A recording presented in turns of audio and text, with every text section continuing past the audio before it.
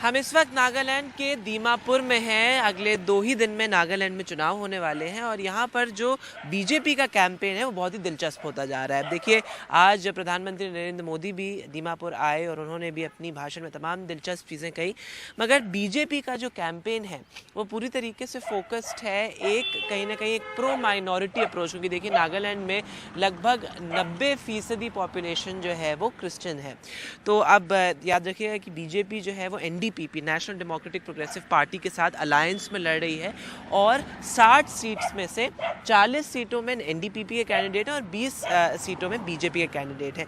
BJP और NDPP के पास as इसलिए भी है क्योंकि जो वीक ऑपोजिशन है यहाँ पर, अब देखिए जो नागा पीपल्स फ्रंट है वो खाली 22 सीटों में चुनाव लड़ रहा है।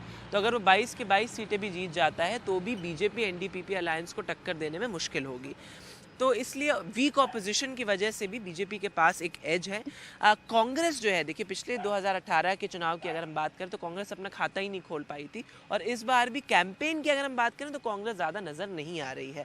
हालांकि मल्लिकार्जुन खड़गे भी यहाँ पर आए और कांग्रेस के कई बड़े नेता यहाँ पर आके कैंपेन करके गए हैं, लेकिन कांग्रेस की पकड़ जहाँ तक नागालैंड की बात करें तो उतनी नहीं है। और कांग्रेस ने साथ ही बीजेपी पर देखिए ये एलिगेशन लगाया है कि माइनॉरिटी अपीजमेंट वो यहाँ पर आके कर रही है। क्योंकि देखिए कई सारी चीज़ें हैं। अब जैसे आज प्रधानमंत्री नरेंद्र मोदी का कार्यक्रम था तो वो भी एक क्रिश्चियन प्रीस्ट की प्रेयर से उसकी शुरुआत हुई और वो नागा वॉरियर की पोशाक में हमें नज़र आया अपने कैंपेन में। तो ये तमाम जो चीज़ें हैं ये कहीं ना कहीं इसको माइनॉरिटी अपीजमेंट कहा जा रहा है ऑपोजिशन पार्टीज़ के द्वारा, ऐसा कांग्रेस ने भी ये चीज़ कही है।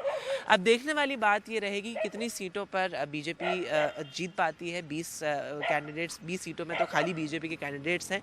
और एक और दिलचस्प बात अगर हम आपको बताएं कि बीजेपी के हैवी वेट्स यहाँ पर आकर कैंपेन कर चुके हैं। नरेंद्र मोदी आए, अमित शाह आए, जेपी नड्डा ने यहाँ पर कैंपेन किया, कल हिमंता बिस्वा शर्मा भी यहाँ पर आकर कैंपेन कर रहे थे। तो बीजेपी कहीं ना कहीं एक नॉर्थ ईस्ट में अपने आप को कंसोलिडेट करने का जो देख रही है उसके लिए नागालैंड एक बहुत ही क्रूशल स्टेट होने वाला है। दीमापुर से अपने सहयोगी संजय चक्रवर्ती के साथ वेदांत, एनडीटीवी इंडिया।